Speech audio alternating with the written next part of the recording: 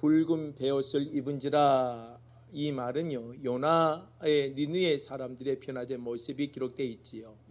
오늘은요, 이 요나서 말씀을 가지고 함께 말씀을 나누려고 합니다. 여러분들 요나서 1장부터 4장까지 여러분들 너무나 잘 알지요. 1장에서 하나님께 요나에게 야 니느웨로 가서 하나님의 말씀 좀 전해라, 심판의 메시지를 전해라 라고 말합니다. 그랬더니 요나가 니느웨로 안 가고 어디 갑니까? 요바에서 다시스로 가는 배를 타고 그곳을 피해 가버립니다. 그런데 요나는 그 선택을 잘했다 생각하라고 움직였지만 그 선택의 결과는 풍랑을 만나고 도리어 그 풍랑의 주의 원인은 누구였습니까? 요나가 되게 되지요.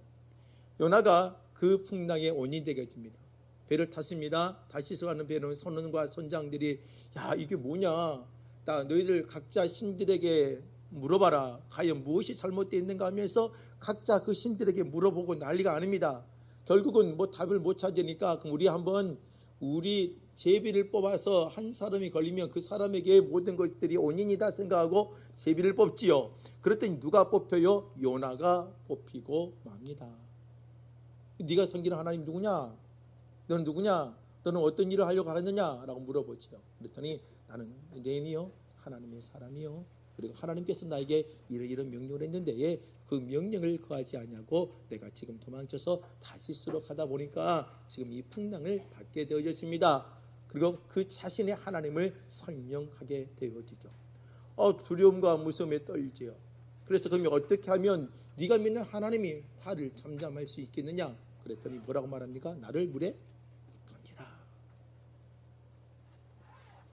그리고 던졌습니다. 희한한 일이 벌어지죠. 물이 잔잔해지고 요나는 큰 고기 뱃속에 들어가게 됩니다. 그 배에 있는 사람들은 엄청난 체험을 하게 되지요. 야, 요나가 믿는 하나님이 살아계시구나. 그 요나는 고기 뱃속에서 4일 동안 거합니다. 수월의 뱃속 같은 고기 뱃속에서 고통을 당하지요. 지옥 같고 음부와 같은 환경 속에서 회개합니다.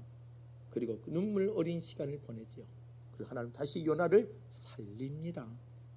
그리고 다시 니느웨로 가게 되지요. 니느웨 성이 얼마나 컸습니까?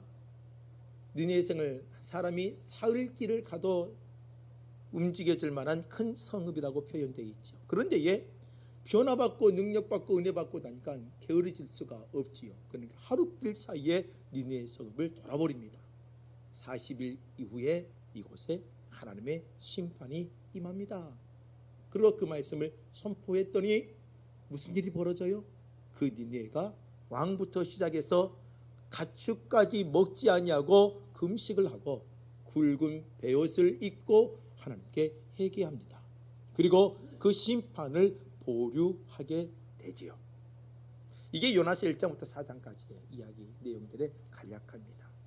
저는 여러분들 이 이야기를 구석구석 조목조목 한 절 한 절 이야기는 할 수는 없지만 이 요나서 4장까지를 통해서 우리가 지금 놓치고 있는 신앙이 무엇인지, 그리고 우리가 지금 현재 어떤 옷을 입어야 될 것인지 한번 깊이 생각해 보기를 원합니다.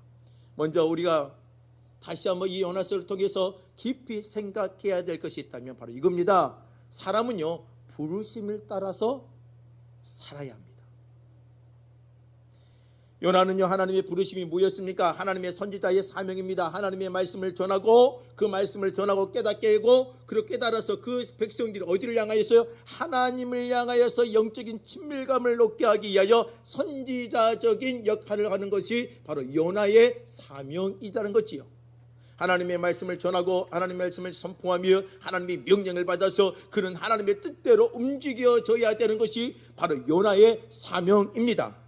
그래서 하나님이 어디로 가라고 말합니까? 니느웨로 가라고 말하지요.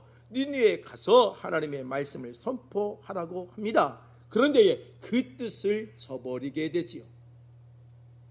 그리고 다시스로 뭐 했다고 표현합니까? 도망해 버린 것과 같은 것입니다. 선지자는요 자신의 생각보다 누구의 명령이 우선이에요? 하나님의 명령이 우선입니다.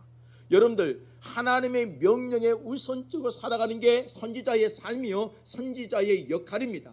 오늘 저와 여러분도 마찬가지예요. 하나님 우리를 부르셨습니다. 죽을 수밖에 없는 인생을 하나님이 부르셔서 우리에게 하나님의 은혜를 주시고 구원의 감격 속에 살아갈 수 있도록 하나님이 허락해 주셨습니다. 그럼 저와 여러분도 하나님의 부르심을 받은 자예요. 그럼 부르심을 받은 자는 어떻게 살아야 되느냐? 부르심 자의 뜻대로 살아야 하는 것입니다. 여러분들 사람은 저마다 전부 다 뭐가 있어요? 사명 부르심들이 있지요. 어떤 사람은요 목회자로 부르심을 받았습니다. 어떤 사람은 선교사로 부르심을 받았고, 어떤 사람은요 중보 기도자로 기도의 헌신자로 부르심을 받고, 어떤 사람은요 평신도 사역자로 부르심을 받고, 어떤 사람은요 교회 안에 구역장이나 리더 같은 역할로 부르심을 받고, 어떤 사람은 찬양대원으로, 어떤 사람은 전도자로, 어떤 사람은요 세상 가운데 봉사와 헌신자로 우리 교인들을 보면 교회 안에서 이렇게 다양하게 하나님의 일을 감당할 수 있도록 불러주셨다는 것입니다. 또 목사인 저도 마찬가지입니다. 목회를 보면 여러분들 똑같이 전부 다 붕어빵을 찍듯이 목회를 하는 것은 아니에요.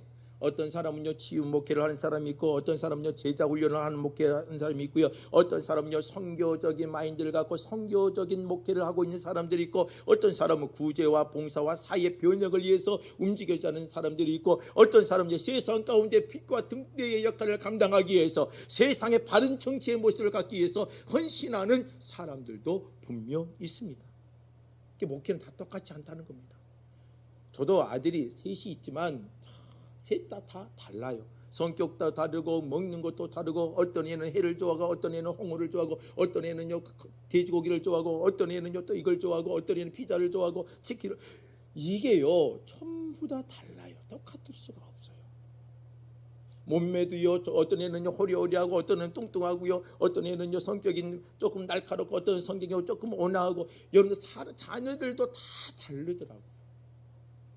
거기에 맞게끔 살아가는 겁니다. 그런데 오늘 이 다양한 우리를 하나님이 뭐 하셨 거예요? 부르신 거예요. 이 땅에 어떤 사명을 주기 위해서 복음의 사명, 하나님의 믿음의 사명, 하나님의 선지자적인 사명을 주기 위해서, 갖기 위해서 우리를 교회 안에 신앙 공동체를 불러주셨고, 그 뜻에 따라 우리가 살아갈 수 있도록 하나님이 허락해 주셨다는 것입니다. 그런데요 요나는요 오늘 그 사명을 어떻게 해요? 감당하지 못하고 도망쳐버리죠. 그렇게 수월, 거기 뱃속에 가서 수월이라고 표현합니다. 지옥, 음부, 고통도 최고의 고통의 자리로 그는 빠져가는 것입니다. 오늘 우리도 마찬가지입니다. 코로나19를 겪으면서 수많은 생각들이 다가옵니다. 어떤 일이 어떠냐, 어떻게 판단하냐, 저렇게 판단하냐, 다 판단할 수가 있어요. 그런데 오늘 한국교회나 믿음의 성도들이나 저나 여러분들이나 다시 한번 생각해야 됩니다. 어떤 사람이요? 우리가 과연 믿음의 사람으로 하나님의 부르심에 마땅히 살고 있는지를 한번 점검해 볼 필요성이 있다는 것입니다. 세상은요 여러 가지로 표현할 수 있죠. 두 종류의 사람이 있다고 표현합니다. 꼭 이렇진 않아요. 어떤 세상은 세 종류의 사람, 세상은 다섯 종류의 사람, 다 자기의 관점에 따라 다를 수 있죠. 어떤 목사님은 세상은요 두 가지 종류로 표현을 했어요. 어떻게 표현했냐? 하나는 자기 신의 부르심을 알고 사는 사람과, 한 사람은 자신의 부르심을 알지 못하고 사는 사람. 전 여러분들이 하나님의 부르심을 것을 믿고 따르며 그 부르심에 맞게끔 살아갈 수 있는 하나님 행복한 그리스도인들이 되기를 원합니다. 여러분들 성공은요 얼마만큼 돈을 벌었느냐, 내 인생이 얼마만큼 성공했냐 표현할 때는 내가 얼마만큼 지위에 올라갔느냐라고 표현하지. 그런데 그게 여러분들의 최고의 행복을 주는 것은 아닙니다. 오늘 그리스도인들의 최고의 행복은 어디냐? 내가 하나님의 부르심에 맞춰서 내가 얼마만큼 따라가고 살아가고 있느냐, 이게 여러분들의 행복의 삶의 조건이라는 것입니다. 돈에 따라가면요 여러분의 돈은요 무지 아닙니다. 여러분의 돈은요 1,000만 원 있는 것보다 1억이 있는 거 좋고, 1억 있는 것보다 2억 있는 거 좋고, 2억보다 10억이 좋고요, 10억보다 뭐가 좋아요? 100억이 좋아요. 100억보다 뭐가 좋아요? 1,000억이 좋아요. 돈은 많으면 많을수록 좋은 거 아니에요? 그렇죠? 그러다 보면 최고의 여러분들이요 한정없이 달려가는 거예요. 마지막 끝에 행복이라는 종착지를 찾을 수 없이 그 무거운 짐덩어리에서 살아갈 수밖에 없어요. 오늘 저와 여러분들 오늘 우리 믿음의 성도들은요, 오늘 이 요나서를 통하여 하나님의 부르심에 합당하게 살고 있는지를 점검하시기를 주의 이름으로 부탁을 드립니다. 예수님 이 땅에 하나님이 보내셨습니다. 예수님이 이 땅에 왔지요. 세상 죄를 지고 가는 하나님의 어린 양이로구나 라는 하나님의 그 이 세대 요한이 예수에게 세례를 베푸시면서 바라보며 던졌던 말씀입니다. 이게 예수님의 사명이지요. 이 땅에 오신 목적이죠. 세상 죄를 지고 가는 하나님의 유월절의 어린 양처럼 그 어린 양이 죽어야 되고 피를 흘러야 되고 그리고 번제단에 올라가서 우리의 죄의 문제를 해결하는 겁니다. 그런데 예수님 그 사역을 어떻게 하십니까? 그 사역을 위해서 십자가의 사건까지 줄기차게 변함없이 달려가죠. 오늘 저와 여러분들에게 필요한 게 바로 그겁니다. 여러분들 하나님의 부르심이 존재합니다. 여러분들 하나님의 믿음의 사명도 주십습니다. 여러분 변함없이 그걸 흔들리지 않냐고 우리가 점검하고 우리는 나가야 되는 것이 우리의 신앙의 모습이라는 것입니다. 오늘 저와 여러분들 다시 한번 생각해 보십시오. 나를 부르신 목적, 날 부르신 이의 삶에 따라 합당하게 살고 있는지 다시 한번 점검해야 될 때라는 것입니다. 두 번째로는요, 내 자신을 좀 내려놔야 됩니다. 내가 갖고 있는 생각과 판단과 가치관을 좀 내려놔야 됩니다. 여러분들 사람은요 언제 가장 실망합니까? 저 사람의 기대치가 높았을 때에 그 기대치에 미치지 못하면 실망이 엄청 떨어집니다. 실망한다는 거죠. 그 실망이 얼마나 힘든지 모릅니다. 여러분들 부부 남편과 아내가 있습니다. 여러분들 아내는요 남편에 대한 신뢰가 엄청 높죠. 그런데 여러분들 왜 이혼하게 되었지고 왜 가정이 힘들어져요? 남편에 대한 신뢰가 떨어져 버리면 뭐예요? 그때서부터는요 아내는 엄청 고통에 빠져요. 돈이 없어서 못 사는 게 아닙니다. 여러분들 뭔가 갖춰져 못한 게 아닙니다. 돈이 없어도 괜찮아요. 내 남편이 끊임없이 어려운 환경 속에서도 나를 이끌어갈 수 있는 힘과 능력이 있고 신뢰도가 높다면 그 돈도 감당할 수 있다는 거죠. 근데 가장 무서운 게 뭐예요? 신뢰도예요. 그런데요 우리는 하나님에 대한 신뢰도가 높아야 되는데 너무 요새는 뭐예요? 자기 자신의 신뢰도가 너무 높아요. 자기 자만, 자기 교만, 자기 아집, 자기 지식, 자기의 삶의 흐름 속에 갖고 있는 모든 것이 높아요. 그러니까 상대방과 대화를 나누고 관계를 맺었을 때 너무나 힘이 들어져요.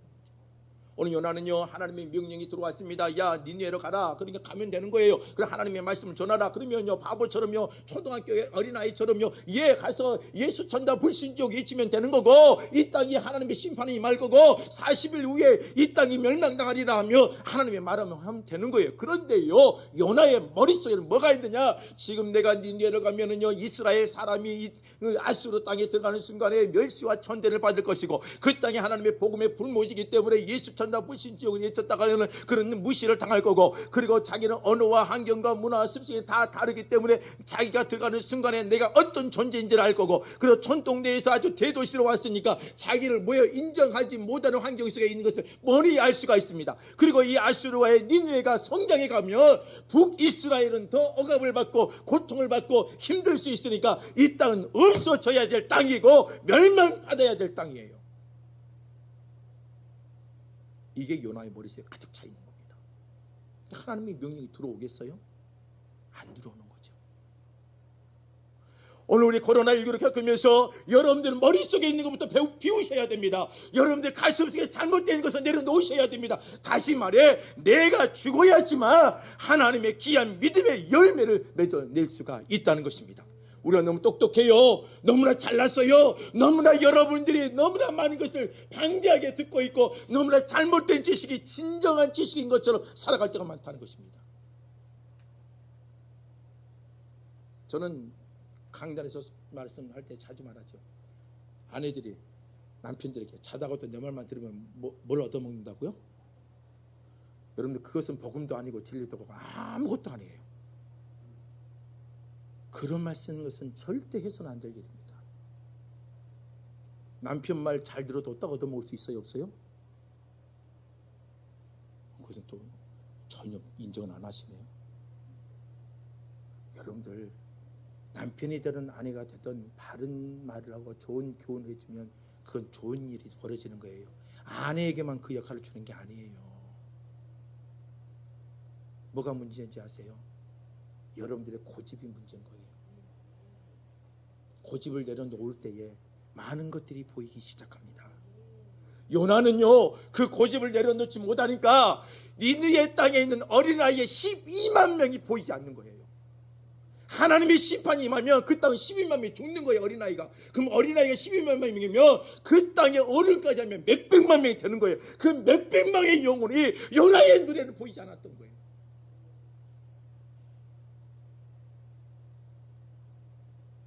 오늘 저와 여러분들, 우리 믿음의 교회들이 다시 일어나기를 원합니다. 아니, 믿음의 손들이 신앙이 회복되기를 원합니다. 그렇다면 오늘 저와 여러분들이 살아오면서 잘못된 신앙의 고집과 아직 내가 잘못된 가치관들 전부 다 내려놓고 하나님의 품으로 다시 순수한 마음으로 돌아가시길 주의 이름으로 부탁드립니다. 마태복음 16장 24절 말씀을 보면요, 누구든지 나를 따라오려거든, 그 다음에 뭐라고 돼 있어요? 자기를 부인하고 자기 십자가를 지고 나를 따를 것이요. 예수의 제자에게 말하는 겁니다. 오늘 저와 여러분이 이 땅에 다시 교회의 사명을 회복하기를 원하고 성도의 사명을 회복하기를 원하고 믿음의 열정을 회복하기를 원한다면 오늘 우리 주님을 따르는 자가 되시길 바랍니다. 그러기 위해서는 자기의 일을 부인하고 주의 십자가를 지고 예수의 길을 걸어가는 교회와 성도가 되길 주의 이름으로 달드립니다. 여러분, 내비게이션을 믿어야 됩니까? 여러분들이 갖고 있었던 길의 지식을 믿어야 됩니까? 어떤 사람은요, 내비게이션과 싸워요. 마지막까지 자기가 가는 길. 그래서 끊임없이 내비게이션은 잘못된 길을 들어섰습니다. 잘못된 길이 들었습니다. 이걸 수없이 듣는 사람이 있어요. 어떤 사람은요, 그 말을 듣지 않냐고 그 내비게이션대로 하면 절대로 경로 이탈 이런 말 듣지 않습니다. 잘못된 경로로 진입하였습니다. 잘못된 경로로 진입하였습니다. 잘못된 경로로 진입. 이 말을 듣지 않고도 아주 편하게 갈 수 있는데, 예, 어떤 사람은 어때요? 그걸 내 고집으로 이 길로 가면 더 빨리 가, 더 빨리 가, 더 빨리 가다 보면 어때요? 힘들고 어려운 길이고 막힌 길을 갈 수가 있다는 거지요. 뭐 때문에요? 자기가 가지고 왔던 길 때문에, 자기가 왔던 습관 때문에, 자기가 살아왔던 그 방법의 길 때문에, 그것 때문에 힘들어질 수 있다는 겁니다. 세상은 이미 변했습니다.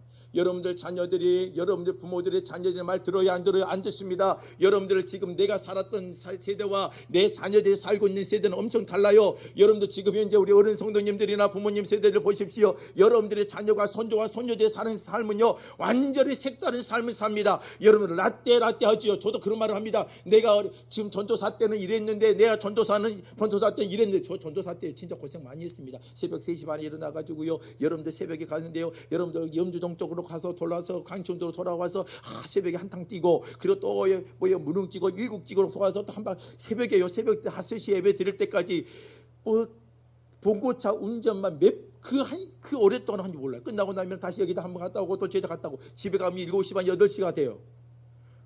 새벽에 힘을 다 빼버려요.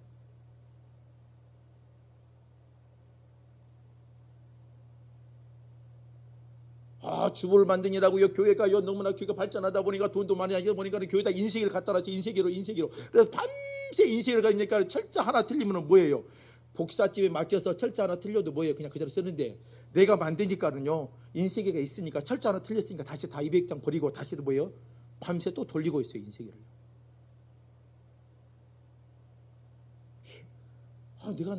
난 전도사 때 이랬는데, 지금은 전도사님 그렇게 시켜버리면요, 다 도망쳐버립니다.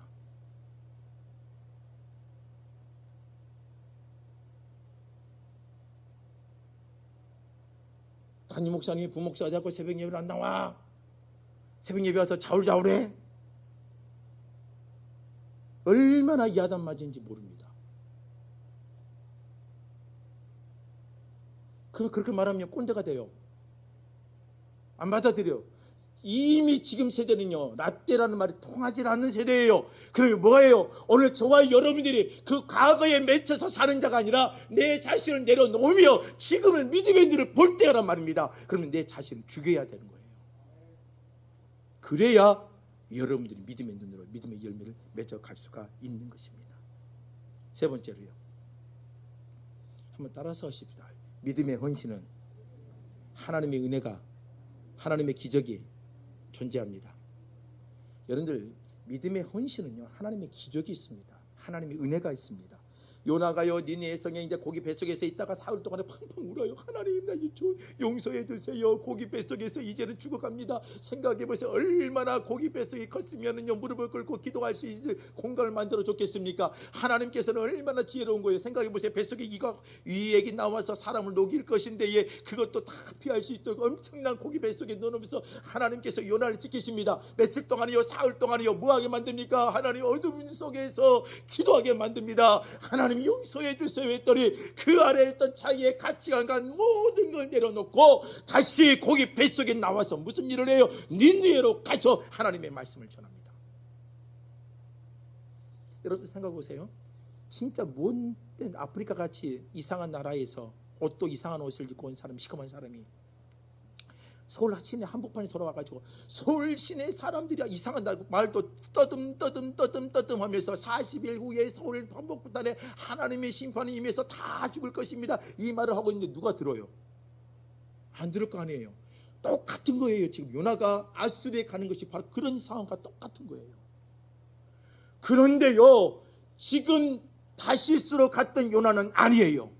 하나님의 명령을 가지고 회개하고 믿음의 뜨거움을 갖고 나간 요나예요. 그리고 믿음의 순수함을 가지고 그 문화가 어찌하든 그 상황이 어찌하든 그 사람이 나를 어떻게 판단하든 관계없어요. 하나님의 명령대로 그대로 선지자의 역할을 감당하는 겁니다. 그럴 땐 그 성이 무슨 일이 벌어져요? 회개합니다. 왕부터 회개해요. 그리고 모든 신하도 회개해요. 백성도 회개해요. 심지어 뭣도 회개해요? 가축들도 먹을 것을 안 줘버려요.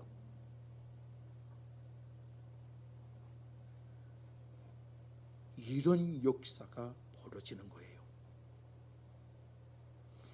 여러분들 믿음의 모습을 갖고 우리 행복한 교회 믿음의 성도들뿐만 아니라 이 시대를 사는 성도들이 어떤 신앙을 회복해야 되느냐? 하나님의 명령에 순수하게 받아들이고 순수하게 행동하는 그 신앙으로 돌아가셔야 돼요. 거기에 하나님의 은혜와 역사가 존재합니다. 너무나 계산적이에요. 너무나 복잡해요. 누가 뭔 말하면 이 말을 왜 했을까? 이거 아니야? 혼자 그 말 속에 로드맵을 그려서 엄청난 태평양 지도를 만들어놔요. 그러니까 하나님의 역사가 돼야 안 돼요. 안 되는 거예요.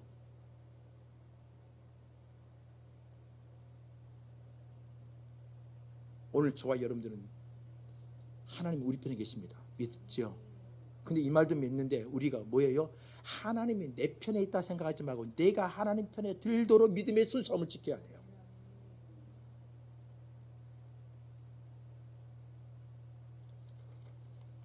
그럴 때에 하나님의 은혜가 있는 겁니다. 주님을 끄집어 오지 마세요. 우리가 주님께 뭐 해야 돼요? 끌려가야 돼요. 그게 답입니다. 요나는 하나님을 끌고 가려고 했습니다. 하나님이 끌려가겠습니까? 주님은 요나를 끌고 와버립니다. 순수한 신앙의 선지자의 역할로 끌고 와서 하나님의 일을 감당하게 하죠. 마지막입니다. 이게 저는 오늘 이걸 여러분들이 말씀하고 싶습니다. 따라서 하십시다. 회개만이 살 길이다. 여러분들 다시스로 도망하는 요나, 그리고 40일이 지나면 아수르가 멸망, 이러한 메시지가 담아져 있는 이 요나서, 그런데의 심판도 임하지 아니하고 요나가 고기 뱃속에 죽지도 아니했어요. 전부 다 윈윈했어요. 근데 윈윈했던 그 밑에는 뭐가 깔려 있어요? 회개입니다.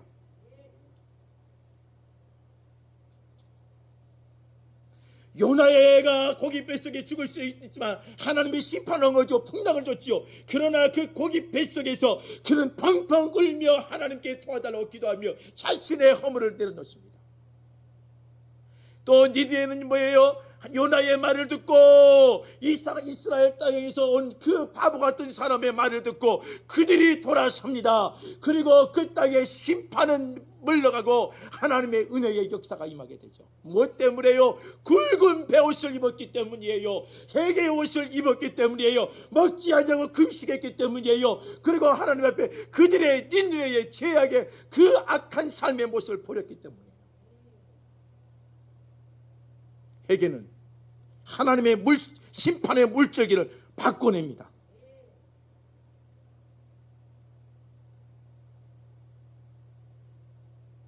의인과 악인의 차이는 뭘까요? 죄를 짓고 안 짓고요? 여러분들 죄를 안 짓는 사람이 있어서 손 한번 들어보세요. 없습니다. 다 죄를 지어요. 보이지 않는 죄를 다 짓고 여러분들 말할 수도 없는 죄도 이 가슴 속에 쓴뿌리처럼 담고 있는 사람이 수없이 많아요. 다 죄를 짓는단 말입니다. 죄를 짓고 안 짓고가 의인과 악인의 차이가 아니에요. 그럼 뭐 어떤 게 의인과 악인의 차이예요? 죄를 어떻게 처리하느냐가 중요한 겁니다.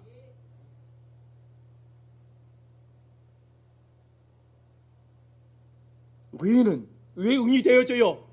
내가 죄를 고백하고 내 죄를 용서해달라고 예수의 십자가 앞에 나오고 주님께 용서와 고백을 할 때에 그 죄를 사라지고 용서해주고 덮어버리는 거예요. 그러니까 하나님 편에 우리가 뭐예요? 의인으로 인정받을 수가 있는 거예요. 그러나 죄인은 그게 없어요. 뻔뻔해요. 죄인지를 몰라요. 회개도 안 해요. 여러분들 어떤 집에 가면은요 깨끗한 집이 있고 어떤 집은 가면 진짜 말도 못하는 집이 있습니다.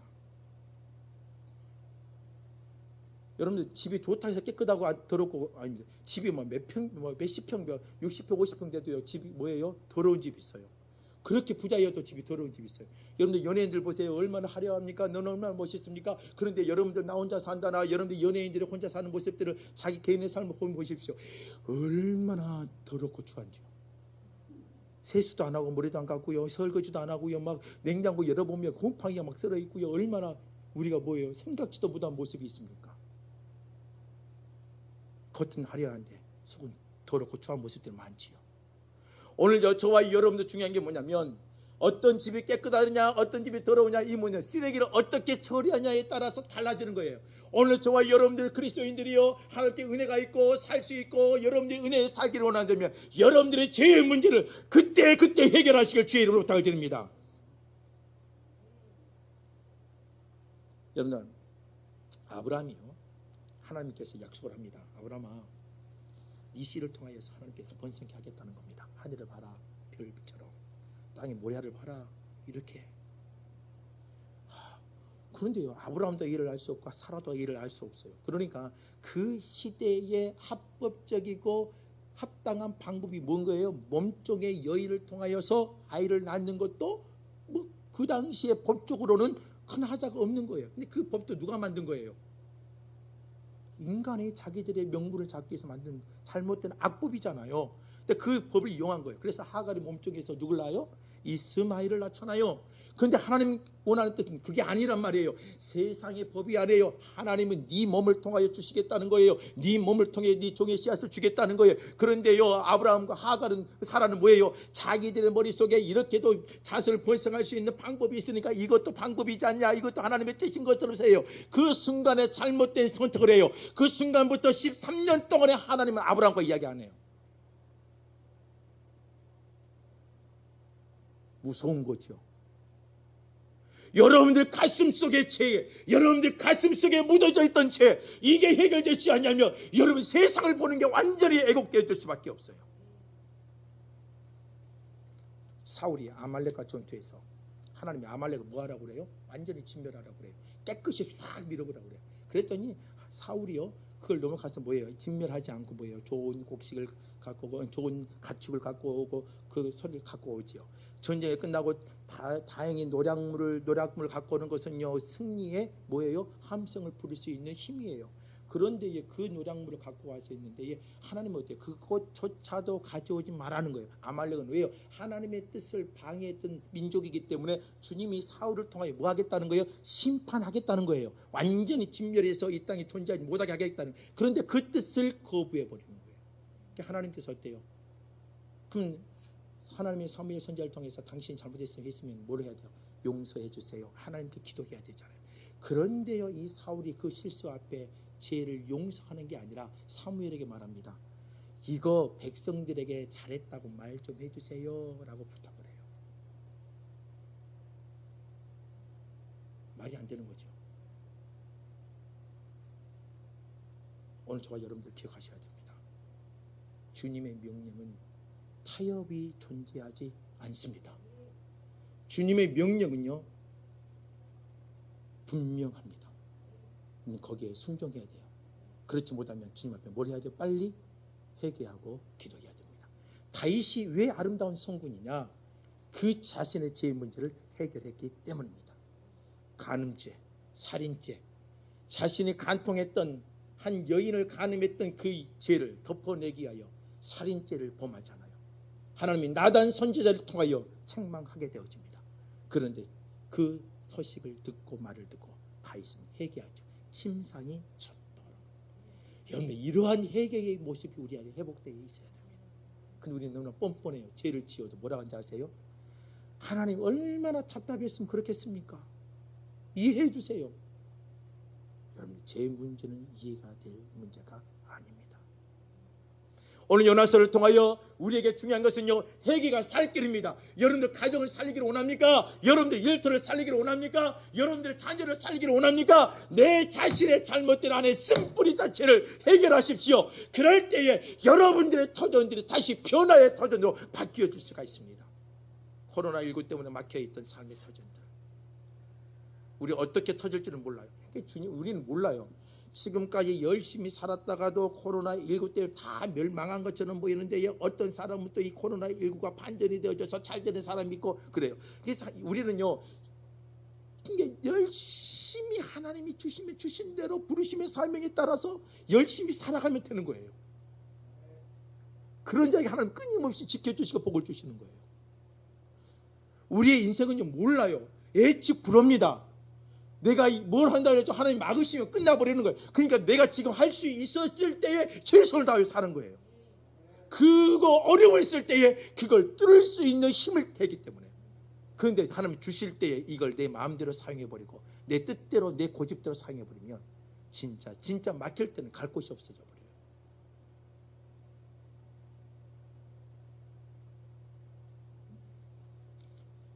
말씀을 정리하렵니다. 값싼 회개하지 마십시오. 진정한 회개가 필요할 때입니다. 하나님 우리를 부르셨어요. 부르셨으면 부르심에 합당한 삶을 살아가는 자들이 되시기를 바랍니다. 가슴을 치고 하나님의 부르심에 합당한 삶을 살고 그리고 믿음의 길을 달려가기를 원합니다. 그리고 내 자신이 좀 죽어야 돼요. 참 죽으십시다.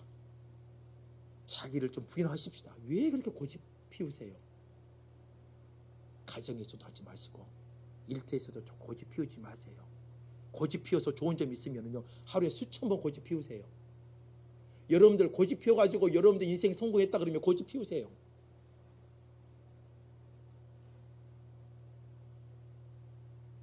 요새는요 물러서지도 않아요. 고집 피우지 마세요. 여러분들의 판단이 옳다고도 주장하지 마세요. 상대방의 생각도 옳을 수도 있는 거예요. 남편 무조건 잡지 마세요. 남편들은 아내 무조건 짓밟지 마세요. 서로 뭐예요? 좀 고집을 내려놓고 그리고 하루 한번 깊이 다시 한번 달려가 보세요. 그런데 그 중에 달려가려고 하는데 걸림돌이 있어요. 뭐예요? 내 안에 잘못된 삶의 패턴이 있다면 좀 버리세요. 그리스도인인데 세상 사람과 똑같이 살아가요? 그럼 그리스도인이 아니에요. 세상과 똑같이 살아간다면 안 되는 거예요. 한번 내 모습을 바꿔보세요. 그리고 하나님 축복을 부여해 주시는 일을 체험해 보세요. 그럼 여러분의 인생이 매우 달라질 것입니다. 기도하겠습니다.